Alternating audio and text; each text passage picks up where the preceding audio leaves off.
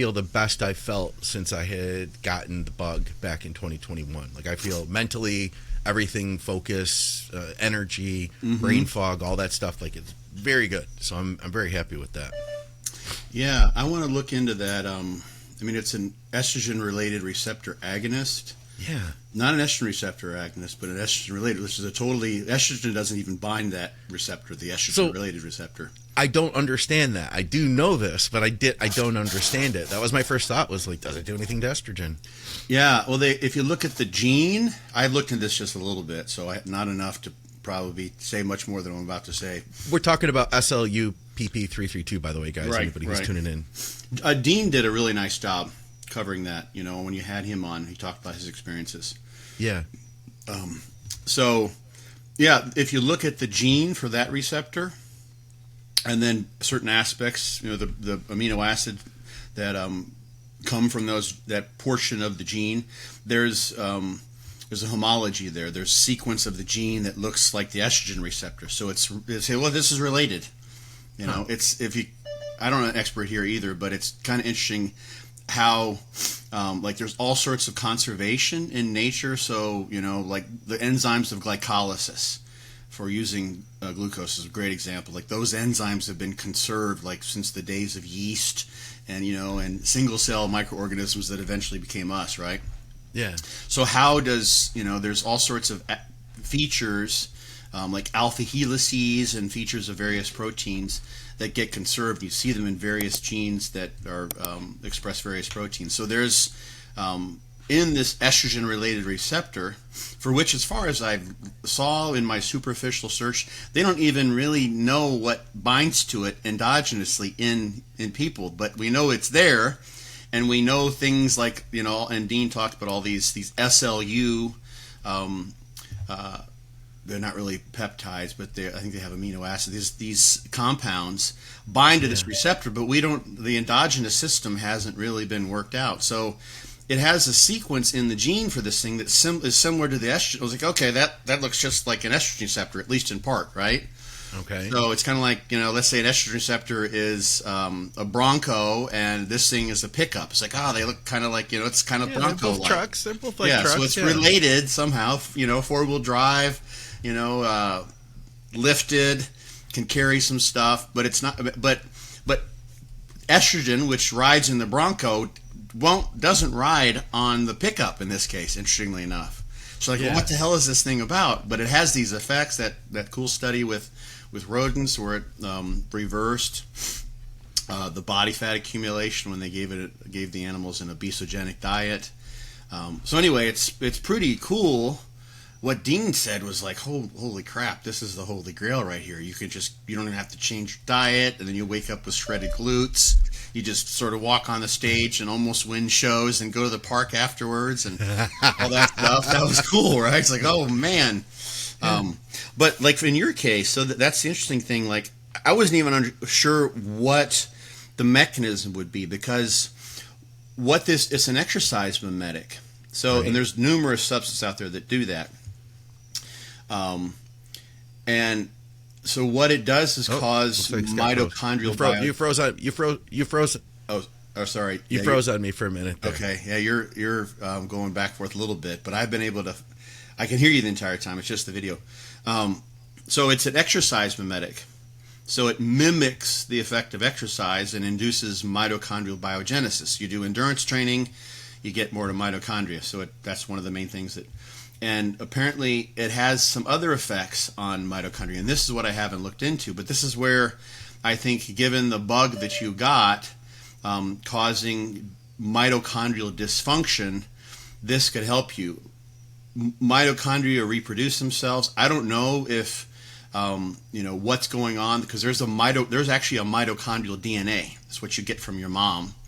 Right? It's interesting. Like, so you can go back and look at the mitochondrial Eve. They talk about the original female, your ancestral female DNA is carried through your mitochondria. So the mitochondria, the idea, so I'm getting way off track now, but it's pretty cool. The idea is that the mitochondria, the powerhouses of the cells, have their origin in a single-celled organism that could then symbiose with whatever we eventually became because it provided energy and then had provided energy and ATP for the rest of the cell. So our little mitochondria are like little cells within the cells, and they have their own DNA, right? So anyway, this SLU, this is why this SLU is PP332 is pretty cool stuff, because it turns on mitochondrial biogenesis and maybe even has some effects, and Dean said, on mitochondrial efficiency. So the thing that's interesting there with the fat loss, and this is where I've had to think this through, like, how could this be? Because when mitochondria get more efficient, that is not something that doesn't cause greater energy expenditure, causes less energy expenditure. Okay. Right? So there's some like mitochondrial inefficiency in that you end up producing free radicals. Yeah. Right? So without going through all the details, you have what's called respiratory water or metabolic water that gets produced. So when you make ATP, you got oxygen, you got hydrogen, and the oxygen and hydrogen get put together, you get water, and then you get ATP from inorganic phosphate and ADP, right? And sometimes that process doesn't quite work, and that oxygen ends up forming a superoxide radical. So you don't get water. Some small percentage, single-digit percentage of that oxygen ends up sort of going the wrong direction. You get free radicals. Yeah. And those free radicals, of course, they're part of the stimulus from mitochondrial biogenesis. When you exercise, you get more of those, you get more mitochondria. But if you take a bunch of vitamin C or vitamin E, for instance, you blunt that, and then you don't get mitochondrial biogenesis. You don't get insulin sensitivity. You can blunt all sorts of aspects of adaptation. So anyway, if you become more efficient in the mitochondria themselves, then you have less wasted energy, right? And your metabolism would then slow down some small percentage, which doesn't help with fat loss. Right. Yeah. DNP does just the opposite, or any mitochondrial uncoupler, is that process of coupling. There's a proton gradient. It's just there's a potential energy, kind of like water that would flow through a dam, that gets harnessed to create the ATP from inorganic phosphate and ADP. So when you use when DNP is used, it gets into one of the mitochondrial membranes, the inner membrane, and dissipates that proton gradient. So it's like poking a hole in the dam. The water just flows past the turbines. It doesn't go through them. So you don't get the energy production that you're looking for from that potential energy that was built up from all the food that you oxidized down. It's to create that potential energy source. So then your system is like, shit, we've got a leak in the dam. We need to use more food and have greater energy expenditure in the form of food or form of fat from the fat stores. And then you have an elevated thermogenesis, you have elevated metabolism, and then you lose fat because your metabolic rate is elevated. But that's an inefficiency, right? So this stuff is creating maybe more efficient mitochondria. And my guess is that, and this is kind of interesting because it fits together with some other bodybuilding things, is that if you're someone who, for whatever reason, maybe you haven't done a bunch of cardio, or you're just naturally, who knows, like with this SLU PP332, like in this, we don't know how this system works, right? But if you get more mitochondria, and this is a feature, this happens when you become especially endurance trained. More mitochondria during exercise means each of those mitochondria doesn't have to work as hard. So the relative intensity for each mitochondria is less. And the lower the relative intensity of exercise, the more fat you use, right?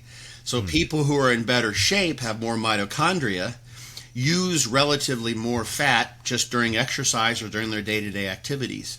So if this SLU PP332 gives you more mitochondria, each of those mitochondria work less hard, oxidizes relatively more fat, and you become more of a quote-unquote fat-burning machine.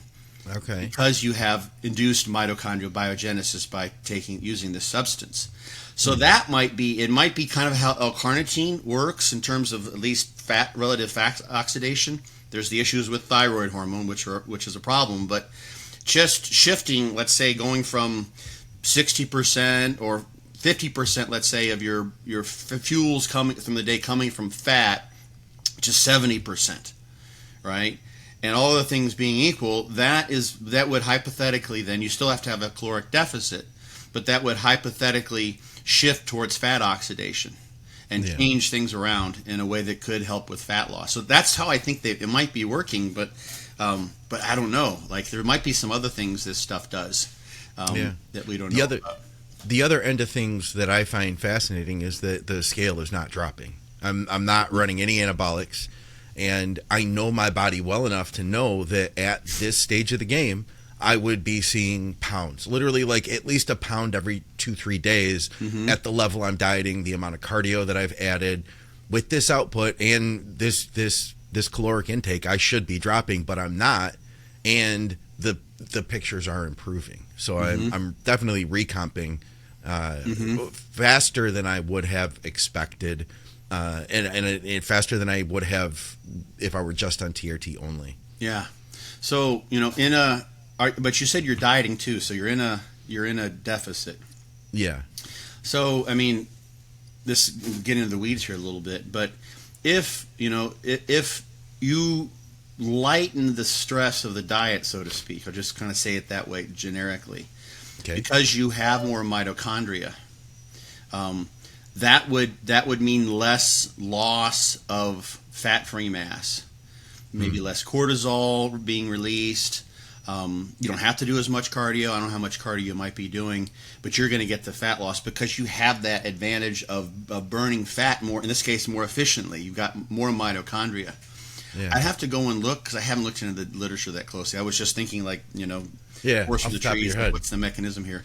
So the thing that's interesting, that's related, I forgot to mention, but I sort of pointed towards it, is when people do fasted cardio, which, people swear by, right? Even though the little literature we have doesn't seem to suggest that it's, magical. If you do fasted cardio because you're in a fasted state, because of insulin's effects, and you don't have incoming food, if you're postprandial, there's nothing coming, there's no carbohydrates coming in, you're going to just use more fat in the fasted state. And that's what people say, you oxidize more fat during fasted exercise. Yeah, definitely. Still got to have the caloric deficit, but you can also then train the system to be better at oxidizing fat in that sense. And you see that, for instance, from studies where they've tried to actually do that with endurance athletes, and they go on a low-carb diet and try to train as best they can, and you become fat adapted and better able to oxidize fats.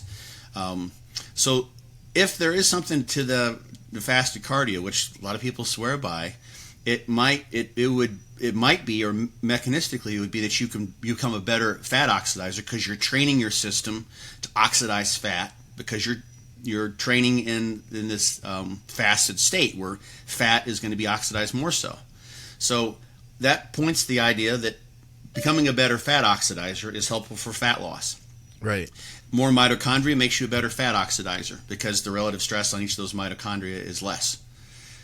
So this may be how this stuff is working, but there might be something else going on too. But if you make the diet less stressful and you just magically get more mitochondria and you become a better fat oxidizer, that would make sense that you can hold on to muscle mass better and don't, and maybe get a recomping effect. Right on. So, right on. I'll look forward to hear what you have to say after you dig into it some more. Yeah, and just last thing, like clenbuterol, right? Potentially anabolic in and of itself, causes a recomping effect in people. So, but it's also turning on. It does elevate your metabolic rate, but it has the two components of potentially helping hold on to muscle mass, right? It does that in the rodent data. I mean, who knows with humans?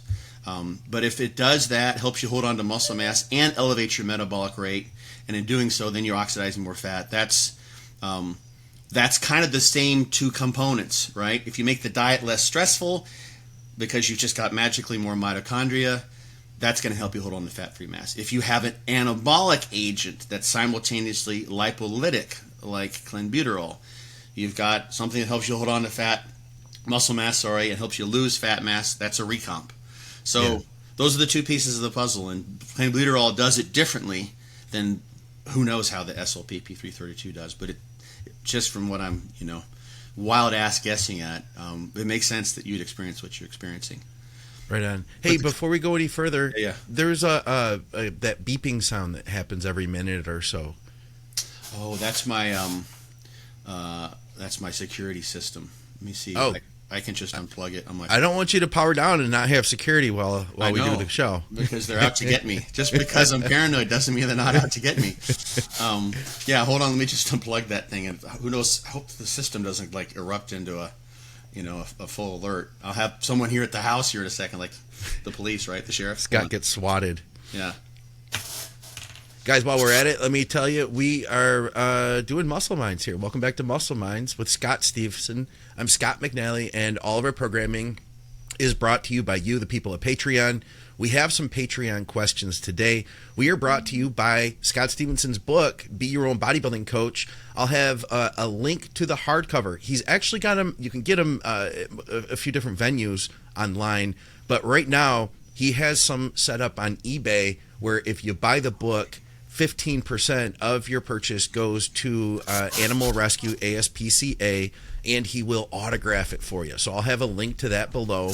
And of course, we're brought to you by TrueNutrition.com. Use our code THINK over there. They've basically got all your basic supplements that you need, great flavors, all the protein powders, creatine, intra-workout, everything else you could think of. Like I said, use our code THINK, and supplementsource.ca for our Canadians. All right, Scott, hopefully you don't get swatted on the show. But if it happens, leave the camera rolling because we want to see the whole thing. That would be impressive if a SWAT team shows up. Just because I just muted the volume. I forgot it went in there. I never even pay attention to this thing, but I use it very rarely. Good. So we had this question from Lance over at Patreon. Mm-hmm. He had asked, and I know you had some stuff we can get into. This will be fun.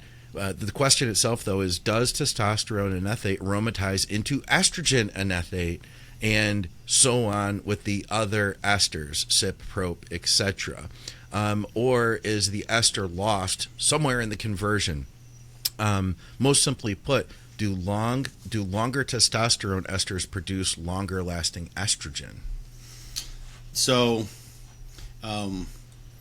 he's asked a bunch of questions there. One way to understand the purpose of having the esterified fatty acid, which is what enanthate is, or cypionate or decanoate, is to prevent that from happening, right? It's to keep the esterified steroid in the injection depot. So that's this lipophilic anchor that holds it there. And when it makes its way out, and it will eventually diffuse away from the injection site and goes in the blood, it still isn't available to aromatase. So if you injected, like, let's say, just put your test enanthate in fat, and there's a lot of aromatase in fat, you're not going to get local aromatization there because it's there. You're not going to get like a high estrogen concentration because the enanthate isn't available to the aromatase, as far as I know. But what happens, and we've talked about this on the show, is there's at least one enzyme. It's a phosphodiesterase enzyme that's been demonstrated to be upregulated in liver cells, and that strips away phosphodiesterase 7B. People can Google that and find that there's this cool study I'll mention in a second. And that strips away the decanoate, at least, and cypionate. I think those are the two that have been studied, and we presume enanthate and propionate, probably acetate as well. And then you get the free steroid, right? And then whatever's going to happen to it can happen to it. What's kind of cool, I just read this literally just a couple of days ago on something I was reading. It's presumed that about when you get the free testosterone, that about 90% of that goes through phase 1 liver oxidation. So phase 1 basically is convert it into something that can be then conjugated or sulfated in some way so they can then leave the body. That's the way to get it out. So about 90% goes through this P450 enzyme, phase 1 CYP3A4 is what it is, and that covers like 50% of the drugs that we have, right? That's the one that can be inhibited by grapefruit juice, oringin or naringenin. We talked about those before. So That's why you got it. Like people would sometimes have grapefruit for breakfast when they would take their orals to inhibit that and increase or slow down that phase 1 conversion of their orals. And then if you look, this is cool. So if you look at, because I look for this statement, I'm like, where's the reference for that? And I'm like, okay, let me go look and see. The idea is then about 90% goes through the phase 1, 10% or 9%, something like that, roughly, goes through 5-alpha reductase. And if you look at the levels, normal levels of DHT in the human blood, it's about 10% of the normal levels of testosterone, right? That's where that comes from. And then about 1% of that free testosterone would be aromatized, right? And if you look at estradiol levels, for instance, just looking at that one particular estrogen, we're talking like 30, 40 picograms per milliliter. Well, testosterone is nanograms per deciliter, right? So nanograms, there's a picogram is 1,000th of a nanogram. So we'll put the math to the side, but the normal levels of estradiol are about 1/200th, so roughly 1/100th or somewhere around 1%, 0.5% of normal levels of testosterone. So that's the idea that maybe 1% or 0.5% or so of your testosterone becomes aromatized in a normal situation, right? So you can imagine, if your testosterone is 5 times normal, which isn't unheard of, right? Then you could get estrogen that's much higher. Yeah. But the relative flux through those pathways are a function of the person. And then the last thing that's interesting is that before you get to any of that, before you get to the phase 1 in the liver or the 5-alpha reductase, which is a local tissue phenomenon, or aromatase, actually a local tissue thing too, that phosphodiesterase, there's one study at least, as far as I know, there's 2 versions. This is a single nucleotide polymorphism type of thing, 2 versions of that gene. And if you have the right, I forget which combination it was, but if you have the right version of that gene, you get about a 60% more area under the curve in terms of the testosterone from a 200 milligram testosterone cypionate injection. So one person injects 200 milligrams of test, they get 60% more bioavailability. Wow. And that has to do with the activity of the enzyme that strips away the cypionate, right? And so how fast that happens, then this gets really complex, because you've got binding to SHBG, you've got binding to albumin, and then you've got flux through 5-alpha reductase and flux through aromatase. So once it comes free, if it comes free more quickly, and I don't even know which is which, I have to go back and look, but probably if it comes through more quickly, you probably get higher testosterone, because those other pathways are lower in magnitude in terms of how much the testosterone they then metabolize. So if you got the right enzyme, you're getting 60% more, on average, 60% more out of your testosterone. You've got different antigen receptors, you got all the pieces of the puzzle that could vary depending on genetics, but that one step of taking off the cypionate, the decanoate, probably enanthate, everything, all the esters that are used in your standard injectable preparations, that makes a big difference in terms of how much of the active drug that you get. Thank you for tuning in, and if we are providing value to you today, let me encourage you to subscribe and hit the bell. We have several bodybuilding podcasts that come out each week. So That's fascinating, man. it is pretty cool. He had a follow-up, I think, to that. What did he say there? He wanted to take it a step further, and I had a couple thoughts I wanted to share with him. I think it's super important for sure to understand some of the basics, but as he started getting deeper into it, I had just another thought I wanted to share, and it was something I was going to try to convey to him, was that although it's definitely important to understand the basics when it comes to the gear that we're using, be careful, because I see the directions of some of the questions that this guy's asked in particular. I made a mistake, Scott, early on. When I discovered gear, I went all in. And you would have thought that I was studying to be a chemist versus being a bodybuilder. And the reality is that although I don't want to say like we don't need to know this. I think it's important to understand how things work when you put them in your body. but be careful with how far you take that education, because there's only so many hours in the day to learn.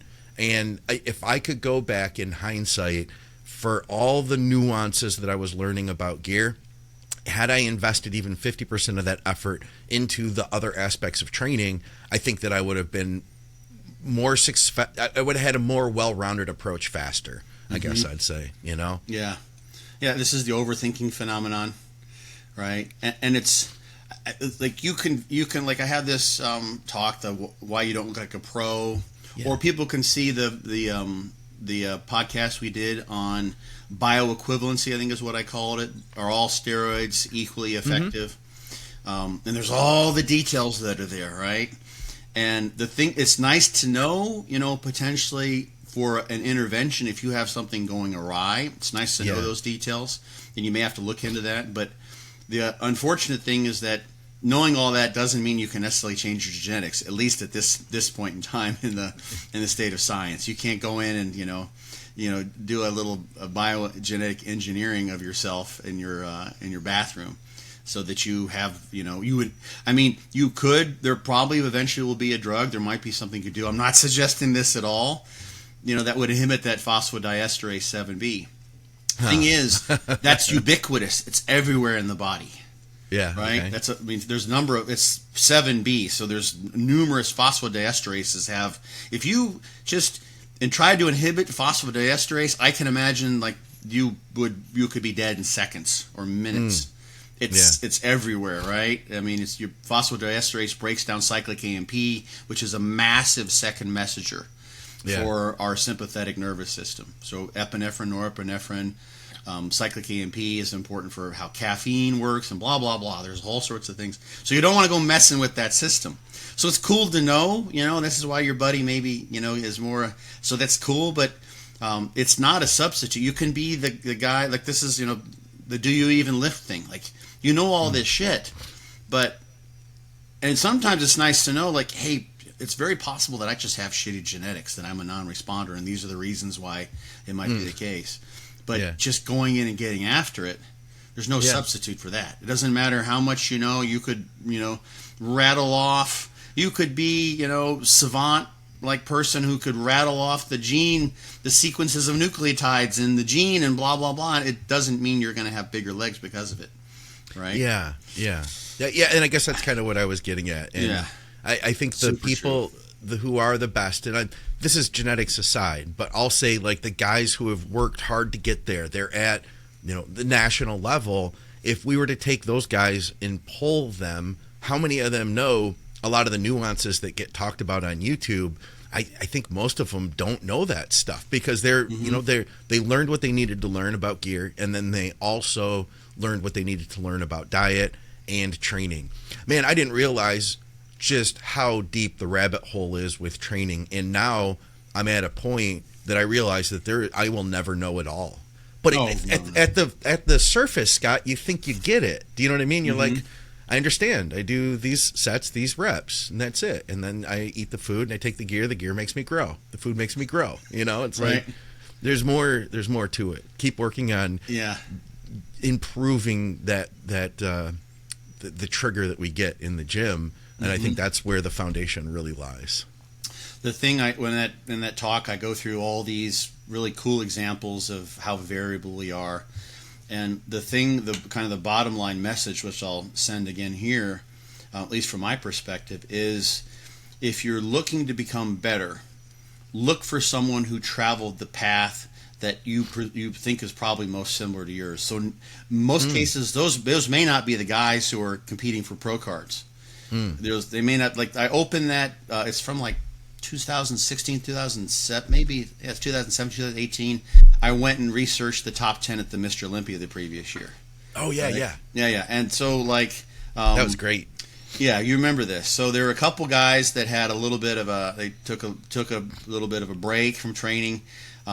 And if you include that, like the time, including those breaks, the average from first show to pro card was 4 years. This is open men's bodybuilding years ago, when it wasn't as easy as it is now. Not that it's easy and open. And that was Olympia guys. This was the top 10 in Olympian. If you took those breaks out of the equation, it was 2.5 years. first show, and then you're a pro, right? So that's Yeah. like 2 to 3 seasons, and you're already there. Yeah. So that person has completely different capabilities from a genetic perspective in order to put on muscle mass. They might be able to grow from almost anything that they do.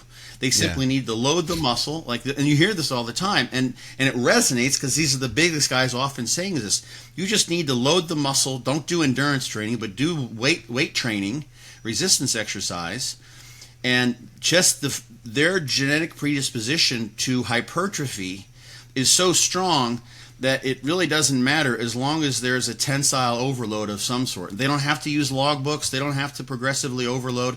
They just get stronger, that the pieces of progressive overload come together. They get stronger, they get bigger, then they use heavier weights in the gym, but progressive overload just happens by itself.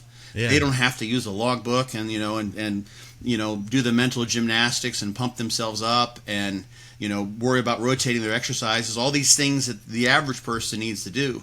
So look for someone who has average genetics, who isn't a best responder, who spent some years trying to squeak as much as they could out of what they had available to them. And now you're going to find someone who's traveled down rabbit holes, who's gone down dead ends, who's tried shit and gone through the trial and error process for him or herself to figure out how to get the most out of a non-genetically advantaged system. Right? Yeah. And that's someone who's going to know a lot of shit. And those, a lot of times, are not. You have people like John Meadows, for instance. There's some pros who, like Nick Walker, for instance, when I've heard him talking about training. Seems very nuanced, very insightful, right? Yeah. It's funny, I heard him mention just the other day on a German podcast. And if you look at his, I think he has good genetics. I think there's no way, you just don't get that big and good genetics. But you look at him at his first show, on stage from his first show, you would never think, oh, this guy's going to be top 3 in the world at some point in time. It wasn't your first thought. Yeah. Oh, you say no way. If people were taking bets, this guy can ever get on Olympia stage. There could have been some. If Vegas were paying, there could have been some rich people, right? Yeah. But you can learn from Nick too. Look at his mentality. His mentality. And he's been criticized when he didn't show up for the Olympia and blah blah blah. Yeah. But he's sure of himself. There's some things you can glean from even him. Although, and I think the way he trains makes sense too, from what I've seen. But anyway, the point is look for someone who's more like you. And I use the analogy, and I'll shut up about it, but I use the analogy of you're trying to get to the top of Mount Everest, or top of the mountain that you are on, and you've got like the guy who's got the special shoes and all the climbing equipment and everything. Maybe they got like a little bit of a jetpack, so when they get to a sticking spot, they just jump over it, right? Yeah. They can just. I'll say this, like when I first started training with Dave, I think they told him at one of his first shows as a pro, Dave Henry, that he needs to bring up his hamstrings. So he just started doing stiff-legged deadlifts with dumbbells, just started tossing those in, and his hamstrings came up. Right, dude. He did it during the diet. When we had Keon on the other week, what was his change to increase his growth in his legs? I started training hamstrings. I never really did any direct hamstring work. He's on the Olympia stage, right? And then I started training hams, and then they really blew up. Yeah, when I started training them, right? I'm not going to take calf training advice from you, Scott. Right? No, yeah. We know this, right? Yeah. They're just there. Everything else training, though. It's, it's all been the hard work. Yeah. And it's kind of cool because you have within yourself this idea literally manifest, because your calves, just gigantic. We talked about that before. We don't have to go through that again. But you don't have that everywhere else. And it's a really interesting thing, but you realize that, and I had this with Dave. I used to see this guy's just categorically superior to me in a bodybuilding sense. This is how it is, right? Yeah. So you can learn some things from them to some degree, but I think if you had to pick one person or the other, you pick the guy who's got to climb Mount Everest or the top of his mountain, and he's got tennis shoes, and he doesn't have any climb. So he's going to have to take a different. He can't climb up the safely, at least up the sheer cliffs. He's going to have to go around and go the long route. So that's the person. How did you do it? Yeah. Right. You took breaks every hour. You couldn't just, go. You couldn't, like, I think a lot of pros, you don't hear about a lot of really good pros doing deloads. They come off after their shows and that kind of stuff. But you don't hear about them doing deloading their training or that kind of thing, unless they were doing DC training or something. Because they don't have to. They just keep growing, until they get to the tip top. So anyway, that's an important message, I think, related to this sort of thing, overthinking and who you should pay attention to. If you're in the market for protein powder, check out TrueNutrition.com. They literally have like every protein powder under the sun. I go with their cold filtered whey isolate or their Team Skip blend. I prefer the chocolate peanut butter cup, but there's a few flavors that I like. Let me know if you have any questions about that. Victoria, my wife, she gets the pea protein isolate. It's rare to find a pea isolate. Most of them are concentrate, so the isolate is super low in carbs. Regardless of your diet, they will have a protein powder for you, and you get to flavor it how you want and buy it by how many pounds you want. So check them out, TrueNutrition.com. They're the first company that ever supported our podcasting, so we support them. You can support us by shopping with True Nutrition and using our code THINK. All right. How about this one? Just to kind of switch gears a little bit. There was some other stuff. I saw something about SHBG in the feed, so I'd love to get to that one. But just to kind of get off of the in-depth drug science and everything else. Yeah, please. Any tips on hitting depth on a hack squat without crazy low back pain and pumps? When I get acceptable depth, when I watch my videos, my low back rounds every time, even when I put a foam roller on my back and I have something to lean on. Squat shoes are way out of my budget. Yeah. Squat shoes will, kick your heels up. So you can do that with plates or a wedge. Or we used to use 2x4 back in the day. For squats, he's doing hacks. Yeah, so you can. Yeah, you could use. You could set it up somehow. Yeah, you can find a wedge, and do that as well. I mean, my guess is that his glutes are super tight, right? And his low back may very well be weak too. You have to have enough strength to keep that lumbar flexion from happening. So if I were, it's hard to do this, of course, online, but I would, but I've seen this with people. If I wonder how well he probably can't even maybe get up if he keeps his normal lumbar curvature, so his low back curved. I bet he can't even do a stiff-legged deadlift and get the bar much below his knees. There's no way he's bringing like a bar. If he got up on a platform, he's bringing the bar down to his feet. Right? Yeah. So his hamstrings and his glutes are probably super, super tight, and that biomechanically is what's going to cause that to happen to his pelvis.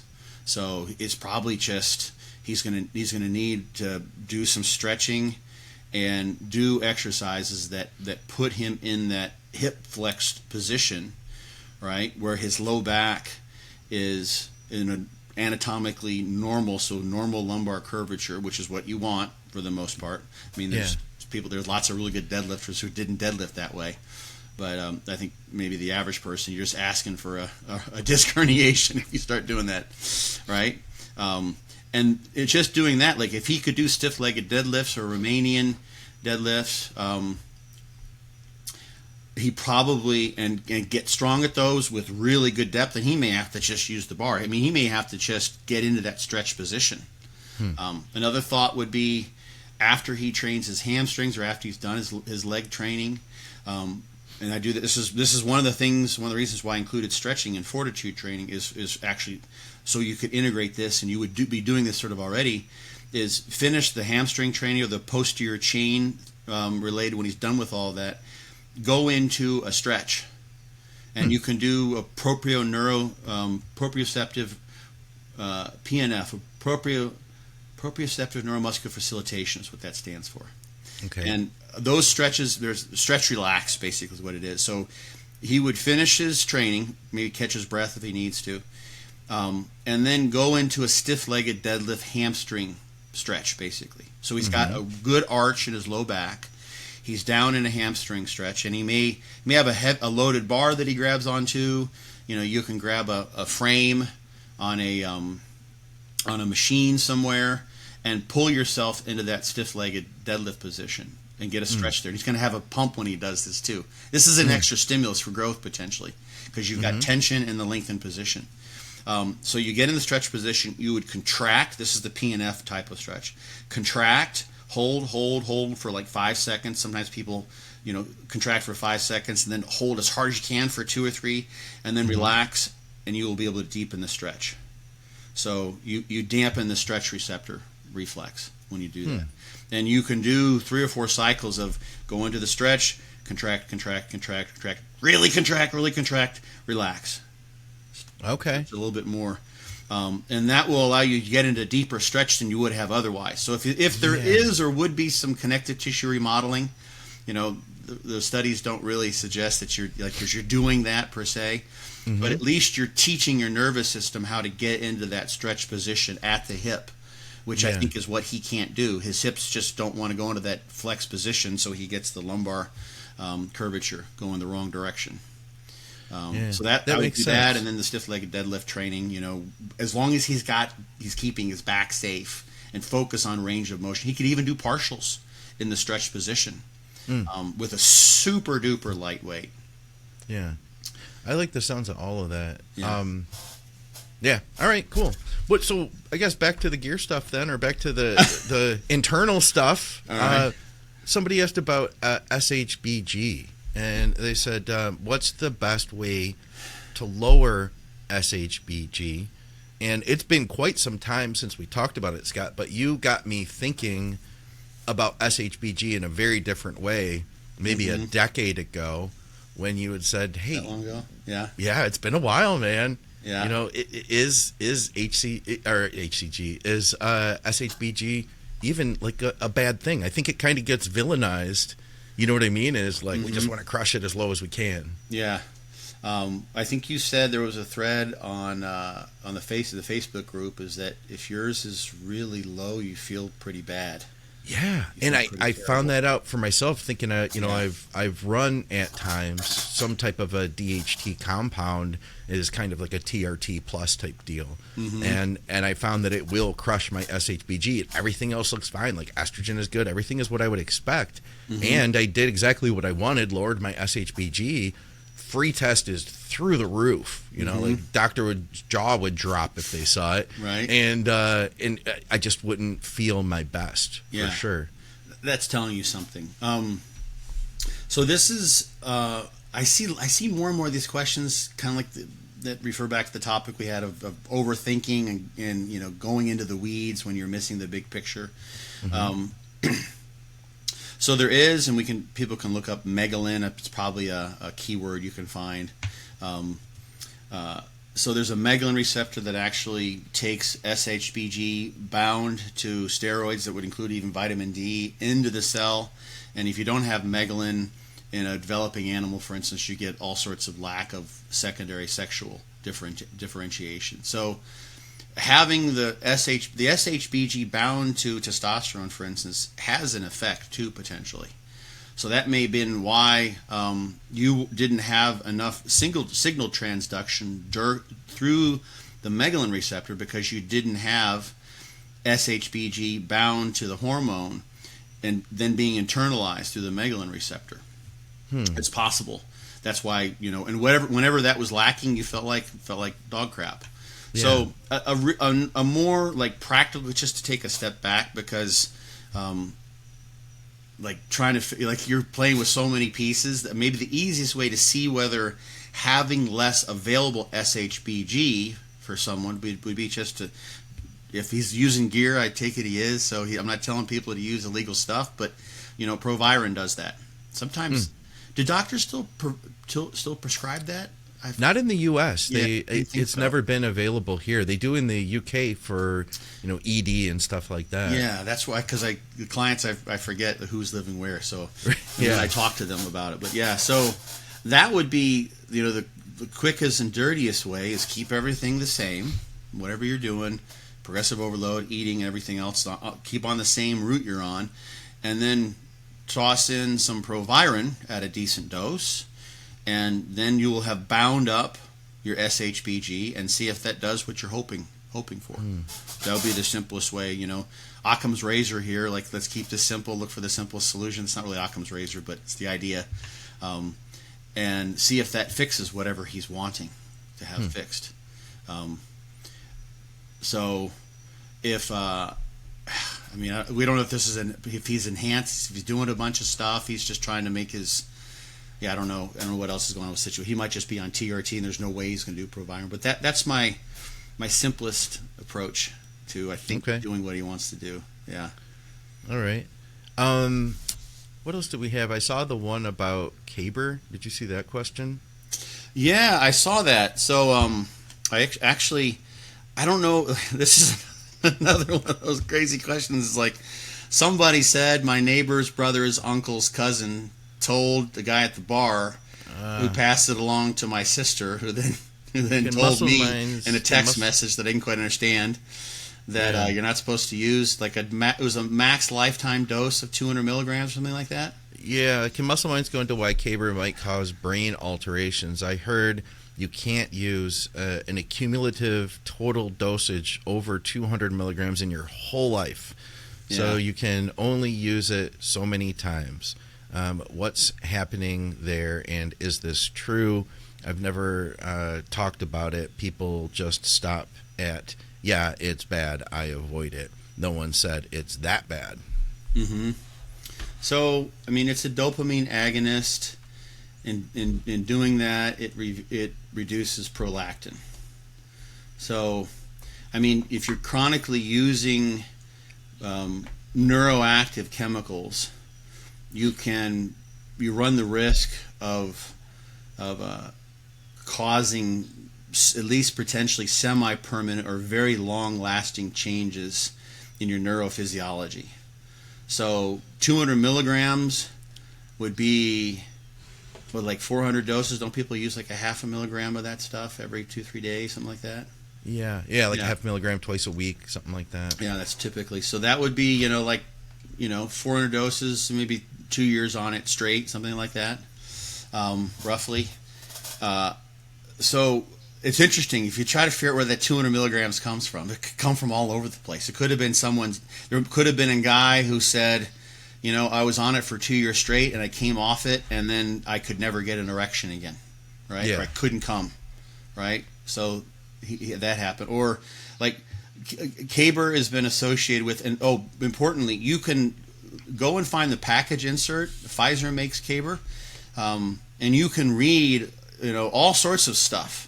It's a much better source of information. It's not just sometimes they don't tell you everything. We know that about these companies. They don't always give you the full scoop.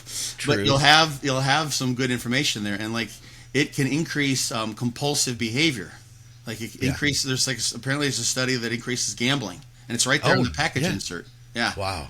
Yeah. So it could have been that someone was on Caber for like 2 years, at half a milligram twice a week or whatever it was, and then he went and lost all his money in Vegas. He went on a gambling spree, and now he's living on the streets, and he's talking about his. So you don't know where it came from. But I have I'm not going to say who it was, but I have someone, real good buddy of mine who has been, and Ken could maybe talk about this. Skip could maybe talk about this because I think he chews, or he used to, and he's quit. I'm not sure if he does it now. Has he quit right now, or is he? Yeah, he has. He has. Okay, so this person has been chewing for years and years and years, and started to quit, and withdrawal symptoms were just crazy. Like urinary incontinence, have to pee all the time, and difficulty breathing. And he started realizing like nicotine binds to nicotinic receptors, nicotinic cholinergic receptors. They're everywhere in the body. They're all over the freaking place. So you go start messing with your dopamine system. Dopamine's kind of important for things, right? And you cause some, and he's now, this person I'm talking about with the nicotine and the chewing, like he's more than 4 weeks into it. He hasn't actually completely been able to stop because he would just be erect. He couldn't even function. Like he'd have to put himself in a padded room for a week, and he can't afford to do that. He has to work and that sort of thing. So he's doing his best to kind of come off of the nicotine. And I know that's not Caber, but it's someone who, and it points to the idea of being on a drug for a long period of time, or maybe on and off it, can cause long-term changes in your neurochemistry. Because then you're putting a monster wrench into the balance of all the neurotransmitters because they are interrelated in so many ways. You look at many drugs, like drugs that are like antidepressants. We don't know how the hell they work, right? There's like this study that shows it increases serotonin, and then it blocks catechol-methyltransferase, and it increases dopamine, but it downregulates this particular dopamine receptor, and it's like, oh shit, it does all this crazy stuff, right? And the long-term effects are what is kind of scary. I mean, I'm sure Victoria can talk about birth control. Sure. Women who go on birth control, sometimes they're screwed up for months and months and months after that, trying to get years. Yeah, or forever. Right. Yeah, years. So, long-term use of drugs that have powerful effects, because you can use CABR to treat prolactinemia, elevated prolactin. That's what we use it in bodybuilding, right? If you think prolactin's an issue, you can obviously do a blood draw to measure that. So that 200 milligram, I don't know where that comes from, but that's, like I said, like 400 doses maybe. Mm-hmm. That's not it's like, okay, what circumstances are you putting yourself in where, let's say it's twice a week, so that's 100 weeks over the course of how many years where you have something. I imagine it might be nandrolone or tren, for instance, that's a progestin that would then be causing prolactin release that you are having an encounter with CABR. Yeah. So you spend 100 weeks doing that in this scenario that we're kind of painting here. So that's basically 2 years. So for 2 years, you used those drugs that you had to counter with CABR. So that's, let's say you're using those for 8 weeks. Like, how many cycles is that? That's like 5 cycles. So maybe someone constantly uses CABR for 5 years over the course of time that they're coming on and off of steroids. Is it the CABR that caused that problem? But what that would point to is you're using CABR so much from a long period of time that you've accumulated that 200 milligram number, wherever that comes from.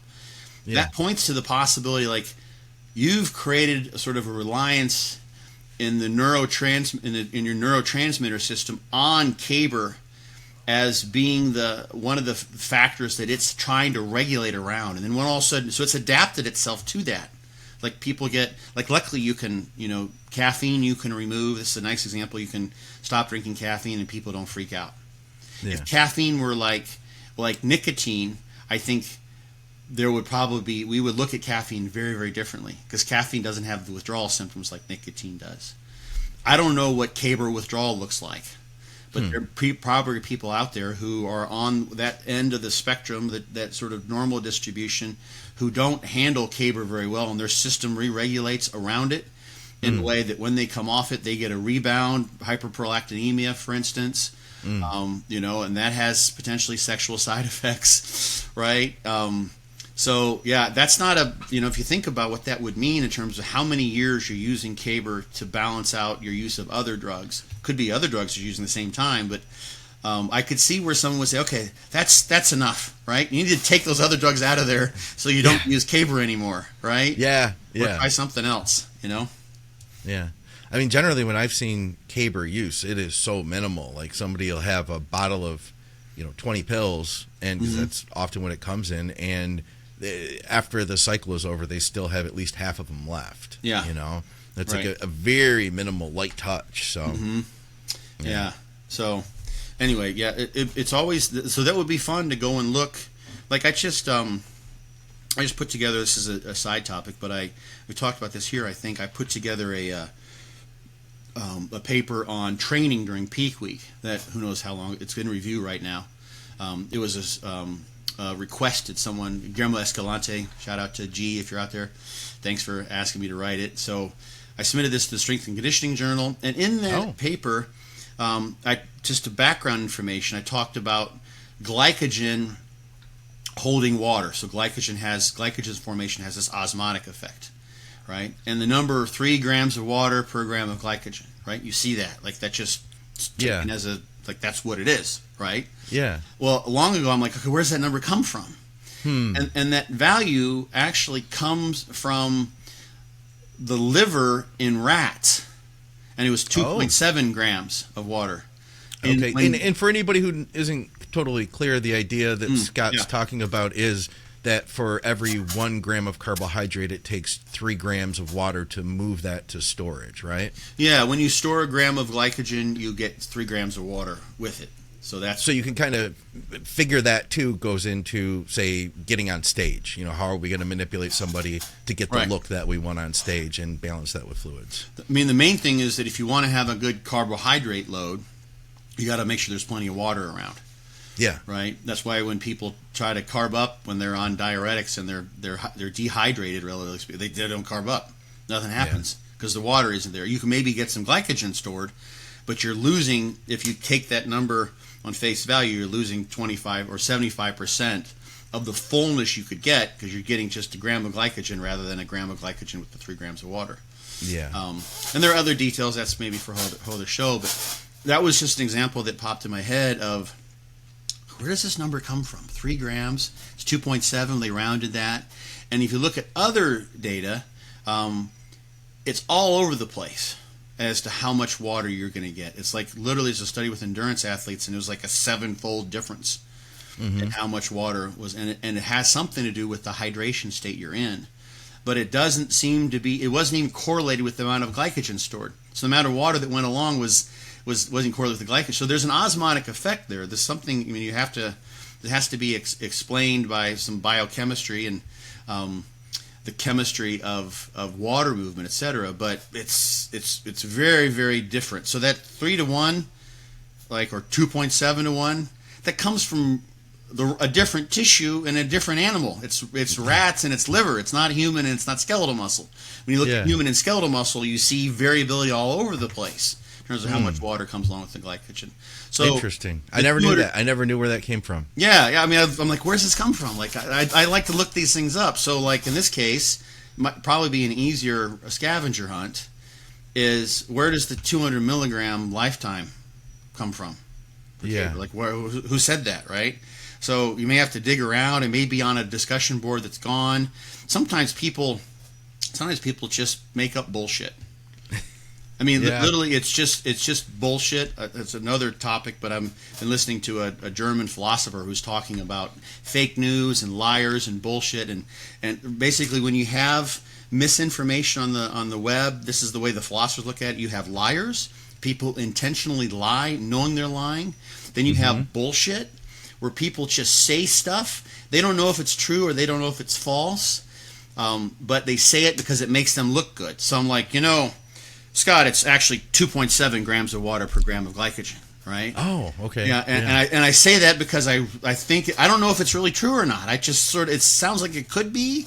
I say it's a self-aggrandizing thing. And the third category is, in German, the word is Trottel, which means like a fool or like a dummy. And this happens too, is people are like, oh yeah, it's 3 grams per gram of water or gram of glycogen. This is what it is. And they don't check things. They don't go and they don't know the veracity of information. They don't know the source. Then many people do this online. It's not a natural human tendency, unfortunately, to go and check for the original source of the information. They just spread it. So they're not like trying to necessarily like make themselves look good or whatever. They just don't check the information. So they just spread it, just like someone unintentionally spreading a virus. So this could be a piece of information where someone lied intentionally, or it could be some bullshit where someone just made something up, not knowing whether it was true or not. 200 sounds good, right? I don't know, like that's, if it's, you said 20 pills per, so that would be, whatever, that'd be 40 doses, 400 doses or whatever, right? How many X number of bottles? Or 10 bottles, whatever. And then it's probably got propagated too by people who are the fools who just don't bother to check. They just don't know, and they just say the stuff they saw somewhere. Yeah. Hey, on that note too, I think one of the important things that I encourage people to do is when you hear somebody making absolute statements, that's where the red flags really go off for me. And it's sexy though. You know what I mean? Like to hear somebody say, like, dude, if you were to tell me, Scott, that we need 2.7 grams of water to transport carbs, I'm like, nice, I'll lock that in. And now I've got that fact. So when I'm loading, I can utilize that, and it sorts it out, and it makes it easier than you telling me, well, there's actually going to be a lot of variability, within the human, human to human. So right. It's a lot sexier to hear the black and white answer. But when you do hear black and white answers, guys, please look at that in itself as being a red flag. You know what's interesting? That was so cool you say that, Scott. I'm so glad you just said that, because this is related to another important thing. When people say, "Okay, I'm gonna think a little more deeply. Show me the data. What does the science say?" Right? And the question that's answered, I've harped on this. I can never harp on it too much, I don't think, is that science asks the question, oftentimes in a yes or no fashion: does X supplement, does X strategy, does X condition create Y effect? Right? On average, statistically speaking, for the subjects in our study which have come from some particular population. Yeah. And so that may be the case that you could say that on average for most people that creatine increases muscle size X amount or increases strength X amount, but that doesn't mean it's going to work for everyone. You have non-responders, then you might have extreme responders. Yeah. So the question for the individual still is, does it matter for me? And we've talked about this in numerous instances here on this podcast, is that if you look at the science, you'll see there's always a normal distribution. That is basically it's a presumption that we have for most of the statistical methods, we have this normal distribution. So you're going to have outliers potentially on either side of the coin. So the question the science asks is like, would you expect this to happen in general? Is it going to be this or that? But that isn't necessarily what is relevant to you, because you might be someone, you might like let's say, do you need to lift, like this is a question that would be answered by science, but do you need to lift weights to be jacked? No. There's lots of jacked people who don't lift weights. Right? So you don't. But is the answer for you? Do you need to lift weights? You personally? I would. Yes, I do. I don't have those kinds of genetics. That's not how I would look. I do need to lift weights to look jacked. Does the guy, that I see, at the mall all the time, who works at the Sunglass Hut or whatever, who's just a beast, never touched a weight in his life, right? Yeah. That guy's a monster. He doesn't lift weights, but he's jacked. So, on average, yes, but for some people, no. So anyway, that was a really, really insightful thing you said there, because science answers a different question than that was what is necessarily relevant to the individual on a case. Well, thank you.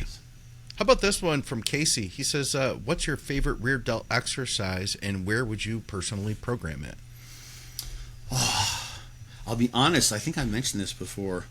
The rear delt exercise that I did is not one I would, years and years ago, that brought up my rear delts, is not one I would necessarily recommend so much to people. It was just like, this goes, we can kind of use this as an example of what is proper exercise form. I was able to do this. I've got good hamstring flexibility. I worked on that, and I had it at that time even then. Mm-hmm. And I started doing super duper sloppy bent over rear laterals with dumbbells. Super sloppy. Yeah. But with all of my mental focus, like Ronnie Coleman rolls in the corner sloppy. Even sloppier maybe, right? Oh. But with all of my focus on the rear delts. Yeah. Right? And I was able to pull, I've done 405-pound bent over rows. So I've got good pulling power, in that sort of rowing bent over position. But I would do these with a ton of body English in a swinging type of fashion. And I've seen you can do, like lying on a bench, you can do, reverse flies with a dumbbell. John Meadows has a video doing these. And so you can do that and just keep your focus on the rear delt. So I did that. I think I got up to like 100-pound dumbbells. You're kidding me. Yeah. Oh, but it was just super duper sloppy. Yeah. And the thing is, you couldn't train like that. I had good hamstring flexibility. I could keep my low back in a good position, and I had enough glute strength and low back strength to do the body English part, to allow some range of motion. And I just kept all my focus on the rear delt. So basically, I was doing a maximal rear delt contraction with enough body English to get the dumbbell up, and then Yeah. I was keeping the focus on the rear delts during when the dumbbell was coming back down, and that was as close as I possibly could be, probably to a max effort during an eccentric because the weight was so damn heavy. Yeah. So what that ended up doing was I had maximal, it's not maximal, but as close as I could get with the free weight exercise, I think, effort on the concentric and the eccentric, just to try to hold that thing up. Super sloppy. I mean, I was progressing just the weights. I just said, okay, today I'm using the 50s. I can do that. I just go until I couldn't move the thing anymore. Yeah. Just went bonkers. But all the focus, this is a mind-muscle connection thing, was on that, and it brought my rear delts up big time. Okay. So that was, for me, that's what worked. And the thing is, if you look we'll just compare the situation where you can have maximal effort during a concentric and an eccentric contraction, is a situation where you have an isokinetic dynamometer in the lab. You can, yeah, right. So I'll tell you what that is, right? Yeah, you're right. So knee extension is the easiest one. I used this for my my dissertation research. So knee extension dynamometer, you set the speed, right? 90 degrees per second, or you could do 45 degrees per second. So this is my knee, and this is my lower leg. So you go like that, and so it'd be 2 seconds up, and then 2 seconds down. The machine allows you to extend, and then it goes back down no matter how hard you push. So you get in there and you push knee extension as hard as you can, maximal effort at that slow contraction, 2 seconds up. It comes back down. You push as hard as you can. Yeah, okay. We did talk about this before. I used that when they needed me to strengthen up my leg before Prehab. they did my ACL. Yeah. So it was prehab and to get it strong enough. Okay. And then they tested it again at the end. Actually, they didn't even test it, Scott. By the time I was done with this training for like 3 months, my legs had blown up to the point they were stretching my shorts. I wasn't bodybuilding at the time. And the doctor looked at my legs and he was like, no, we don't even need to do the test. You look good. And my dad was like, oh, he was really looking because my dad was with me as a kid. Yeah. Right. And he was like, oh, he was really looking forward to it. And he was like, no, it won't be necessary. You wanted to break the lab record, right? Yeah. Yeah. So in the studies, you do see better growth, several studies at least, training that way, because as long as the volume isn't too much, you can have maximal effort on the way up and the way back down. In a rehab setting like that, let's say someone could have some pain and you want to be safe. Let's say you go like you push up and like, oh, my knee hurts. It'll just keep kind of going up. If you stop, it'll stop. And these machines, if you stop pushing, they will stop too. If you're coming back down, you're like, oh shit, my knee hurts. Just as you start to come back down, and you stop pushing, it'll stop. Okay. If it's a free weight, gravity ain't gonna stop. Gravity's not gonna say, oh my goodness, yeah, let me levitate this weight for you, until you climb out of the machine. So that's very, very safe way to train. But it also allows you to have maximal effort all the way up and all the way down. And Life Fitness had a line of machines that did this. They allowed you to add 20% to the eccentric. Because we're some percentage stronger on eccentrics, on lowering, than we are lifting. So when you lift a weight and you bring it back down, there has to be, it's a combination probably of fewer motor units being activated, and those motor units being activated at a lower frequency. Probably varies by the muscle you're talking about. But there's less activation on the way down when you lower a given weight that you've lifted. That's just how it is. So if you do, perfect, slow, controlled, you have activation on the way up, and then you have some lower percentage on the way down, right? With the free weight. If you use an isokinetic device, you can have maximal activation on the way up and maximal activation on the way down. Yeah. There's naturally some inhibition because your nervous system just does that. But you can do max effort on all the way up and all the way down. So what cheating allows you to do, and this is not the safest thing to do especially, but what cheating does allow you to do is if you had perfect mind muscle connection, right? In this case, let's take these sloppy bent over rear laterals. I maximally activate my rear delts, and I have a weight that I could never lift chest with the rear delts. But what I do is I have a very skillful body English that throws the weight up, and I'm still activating my rear delts because I have this incredible mind-muscle connection. And then I activate them maximally as hard as I can on the way down, and I slow the weight down a little bit, but they're activated the entire time. Yeah. And basically, it's probably mainly a free fall, minus what I'm doing with the rear delts. And of course, there's going to be some other muscles involved because I still have to stabilize my shoulder girdle and that kind of thing. But I'm then able, using the body English and the mind muscle connection, those two things in conjunction, to give myself a forced rep on the way up. Yep. And then have a maximal activation, as long as I still have a good mind muscle connection on the way down with a weight I never could have lifted if I tried to lift it with good form without the body English. So I've overloaded on the eccentric by using the body English to get the weight up there in the first place. Yeah. And then I maintain the focus on the muscle I'm targeting, because I can do that with my mind muscle connection that I've developed over years of training. Now you take, someone who's just started training, and they're doing bicep curls, and they're just, throwing the weight around. They're just throwing the weight around. Yeah. Right? Yeah, it's different. It's definitely not what you're talking about. Is not for a new guy. You're right. I think there's something to that too. I had done a lot of work with Shelby. So we would end up doing rear delts in a very controlled fashion. Super slow negative, say on a pec deck. And my rear delts tended to grow really well. I remember years ago, Scott, like not having rear delts and then realizing it. They weren't there. Like, yeah, my lateral delts are good. And I'm like, yeah, I got delts. And it's because I was a chest or a shoulder. I used my shoulders to chest press, So my lateral delts and front delts were like the first things to grow on me, period. And down the road, I turned to the side, and I was like, oh, there's a muscle back there. And I'll tell you what, So first thing, Roman rear delts, I'm going to tell people is, I'm going to call it an easy muscle to grow. That's my experience. I feel like because it's a smaller muscle, with smaller muscles, I think you can make a bigger improvement faster than saying like, oh, we got to bring up your quads or your back. Like the back is a beast to tackle, and it's not going to happen in 5 months. But it's going to take time. There's a lot of tissue to lay down there. But I feel like if you're not good with rear delts and then you learn to get good with them, I do feel like they can take off. And I've seen it happen with other people. But my story though was after doing a lot of more controlled training. Focusing on nice slow controlled negatives, even hard squeezes, stuff like that. I went to go train with Big Ron Partlow, and this was in 2019. I think we just started the podcast, and I'm out there, and we trained shoulders. Just like happened to fall where shoulders worked for him, and when we did rear delts, we did a bent over, a raise for the rear delts with dumbbells, and we went heavy.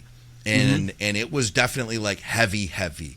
So we did like sets of 10 with our hands held like this, and then turned our hands this way and did like 6 more partials or 8 more partials at the end. And I realized, although I already had good rear delts at that point, my rear delts were fried. Like they were so sore after having done that, because I was so used to just doing the controlled stuff. And now I know today it's one thing I'm trying to bring back up now is rear delts. And I'm doing something similar. I'm not going to the hundreds. Like I have it under control. Yeah. And one of the things I'll do is I'll superset that with like a banded pull apart.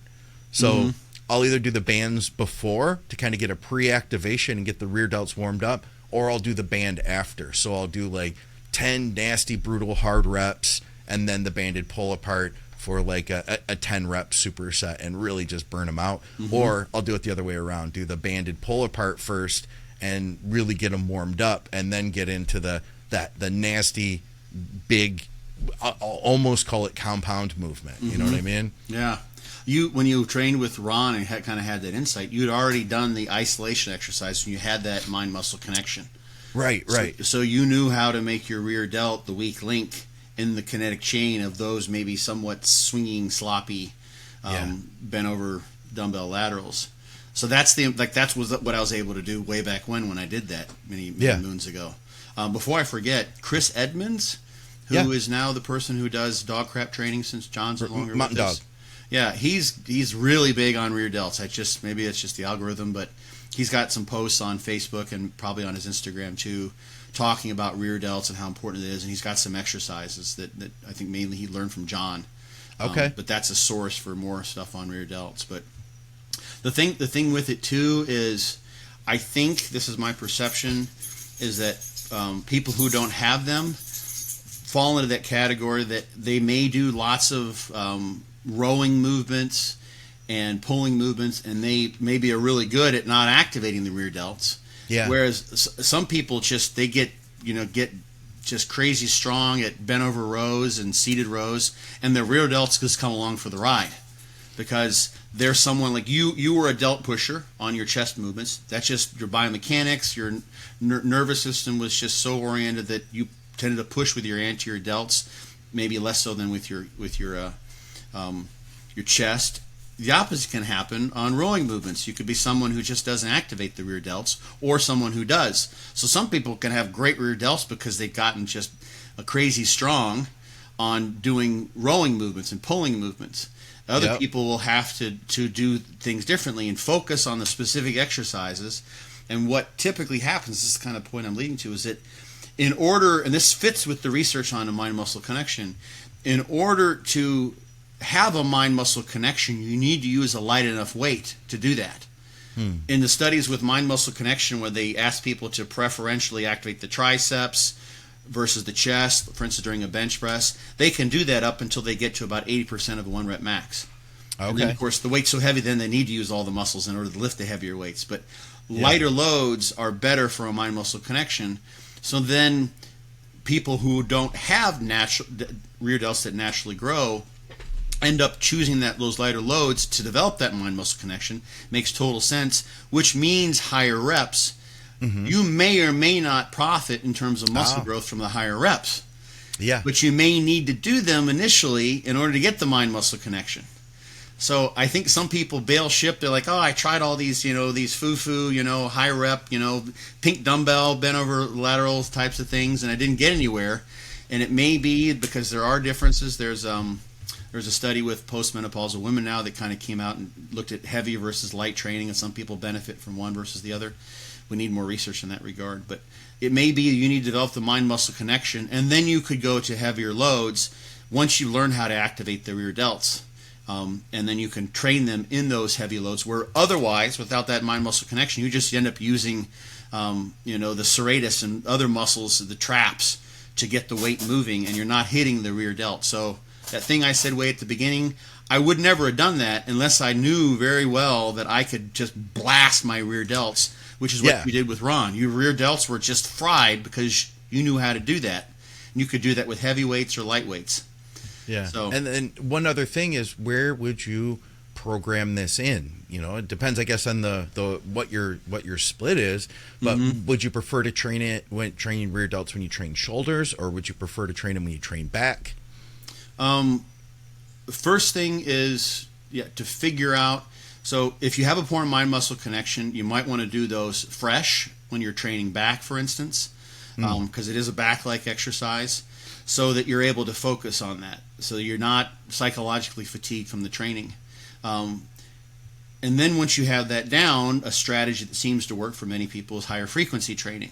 So you might do rear delts. Both, before back and before delt training at the very, very beginning, when your mind is fresh, when you're learning on that. And then, hopefully by that, when you've done that for a couple of years, you probably will have built them up, and then you could just put them on delt training. You won't need to do the higher frequency, but like we talked this before, like if you have shitty form, so to speak, or shitty mind-muscle connection, or you're choosing exercises that don't work, they don't target the muscle you're trying to hit very well, you can train them 5 times a week or 3 times a week. It doesn't matter. You're just doing more shitty training. Right. You need to have good training, first of all. And then the higher frequency can increase the stimulus as long as you're recovering. And rear delts, they're not kind of like calves. You're not probably going to overtrain them. But if they're getting super sore and they never did, that's a good marker too. That's a good thing. You know? And then be careful just that you're not doing too much. If they're always sore, like every time you reach across, you're like, oh my God, my delt. Every time you go to wipe your butt or whatever, like my rear delts are killing me, maybe, because they're such a small muscle group. Like if your legs are sore and you're going to feel that every time you get up and walk around, but your rear delts, you might not. Yeah. Especially in someone who doesn't, there's so many features to this, but I think some of whether or not you would have good rear delts without hitting them is that neurological predisposition. And you had that, for instance, with your calves. You tend to walk on their forefoot, your calves just always got used a lot more than the average person. Right. Historically, that might be why your calves are so big now. Just developmentally, they were being employed more so than with the average person. So you may have that guy who can't get the rear delts to grow, and they hardly use them. Just when they're doing things, they don't get activated very much. Yep. So they might also miss on the fact that, oh shit, they're getting trained too much. Yeah. It's possible you could do that with so you have to kind of balance that factor too, is pay attention. I've seen that in foot position when somebody's walking in relationship to glute development. Mm-hmm. I've seen it more than once, because I've asked myself, especially when I was working with more bikini competitors, I was like, what is it that some people, especially some bikini competitors, would have just predominantly already strong glutes, and they got a really good connection to them, whereas others didn't. And I just have noticed different foot positionings you're more or less prone, I found, to external using rotation. your glutes more, like through walking. External rotation, more Exactly. duck-footed gets more glutes. Yeah. Exactly. Yep. Yeah. I mean, and the glutes, one thing they do is externally rotate. Glute maximus, for instance. So that might be an indicator, like the kinetic chain involves more glute movement, and it just tends to pull the feet or rotate at the hip towards external rotation because the glutes are active more so. That's interesting. Yeah, I've seen that too. You see how people set up, when they're doing their leg press or whatever, like when they just get like put your feet in neutral position, they're like this. It's like, okay. Yeah. Yeah, now we know why. The glutes, you just like to use your glutes. So yeah, it's a really important point, I think. And two, there's also, like, this is another feature we don't talk about so much, but there is some sort of constitutive expression or constitutive day-to-day activity of a muscle that's important for its size. So on the one end of the spectrum, if you injure your elbow, you cast your arm, the biceps, especially because it's shorter, it will shrink more. It doesn't get used, right? And that's in people that aren't trained. You're not like you're losing training adaptations. You're losing the adaptation, so to speak, to the continuous day-to-day activity. Yeah. So, like, just in those women, like you're mentioning, like they've got more glutes without training, probably, just because they naturally activate them more during their day-to-day. Yeah, just like my calves. Like your calves, exactly. So, and I think that there's one thing to think about with like one way people can bring their delts up too, like just in general, are to do this Dante called it the broomstick stretch. You can find this if you just search out broomstick stretch. So it's a bilateral circumduction exercise. I can get it far away to show it here. So you can do a broomstick, or you can use a band, and basically you're coming back like this, to where you're behind your back. If I would step further away, but I'm going to run out of right. Corner. And then you come back over like that, and here, and then back over, right? Right. And you do that, and the purpose there would be to rehab a shoulder injury, or to sort of reset the way in which your humerus sets in the cavity there, right? Yeah. And broomstick stretch, people can look that up. But what that means is that you have to activate your delts throughout that movement. And first time someone's done that, even if they've done lots of delt training, their delts are on fire. They're just crazy on fire. It's not a super heavy weight. You could do a bunch of that, but it's just a massive lactic acid accumulation. It's nothing particular. But that is like something you can do. It's not like this, oh my God, I went to train to failure, I need to periodize this. You just start doing a couple sets of 15 or 20 in the morning and at night with those. Won't even really impact your training, but it can make your shoulders much healthier because you learn how to keep the glenohumeral joint where it needs to be. Yeah. And that will cause shoulder growth. So there's something to say for just what you do during the day. In terms of how much muscles are activated and how large they are. We see that with your calves, we see that with the glutes, but it applies too, I think, to people who have weak muscle groups. So I've always wondered, for someone like with a weak chest, because they've done this with calves now. You can just cast the calf for like 30 minutes a day in the stretch position, and you produce calf muscle growth. Oh yeah, There's yeah. a study that came out like with that. It was pretty painful actually because you're really in a stretch position. You cause some a reduced perfusion, a little bit of a reduced oxygen. It kind of hurts after a bit, from what I understand. I haven't done it, but if someone were to just there's it's called a bow tie.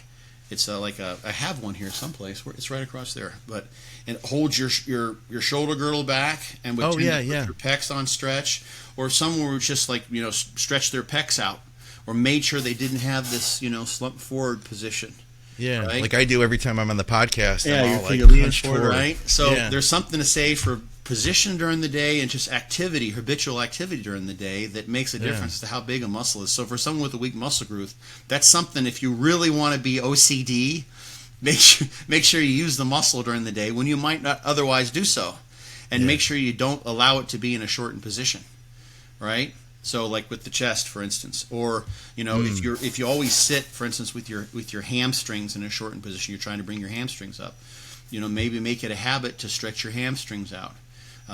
That might have a sarcomerogenic type of effect, or just the actual movement itself, the tension that's being produced reflexively by the stretch might be something. I haven't seen this study, but I've always sort of thought that that's a factor that people don't think about, is that those muscles that are weak are ones that a lot of times, the examples we've given, just aren't used a whole lot during the day-to-day.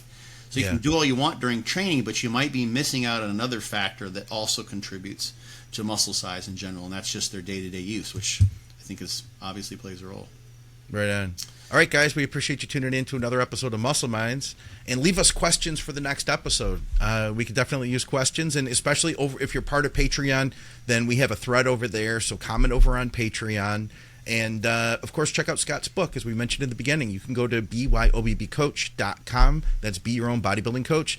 You can get the ebook there, or we have a link that you can get it. Currently, Scott's got some books up on eBay. Yep. He's not auctioning them. You can just buy it now, and he will autograph them. And a percentage goes to an animal shelter, the rescue, ASPCA. Mm-hmm. Yeah, yep. And you get an autograph too, so you can check that out. Be sure to put that link in the description, and of course, TrueNutrition.com. Use our code THINK over there. SupplementSource.ca for our Canadians, and that is it for another episode of Muscle Minds, guys. We'll see you soon. Thank you, Scott, for all of your education over the years, man. You're with me always. You really are, man. A lot of the things that you've said, there's been things that I take home and have changed my thinking. I add that in. The most recent one being the post office analogy. What would Scott think? What would Scott say? What would Scott do? All right, guys. Thank you. We'll see you soon. Later.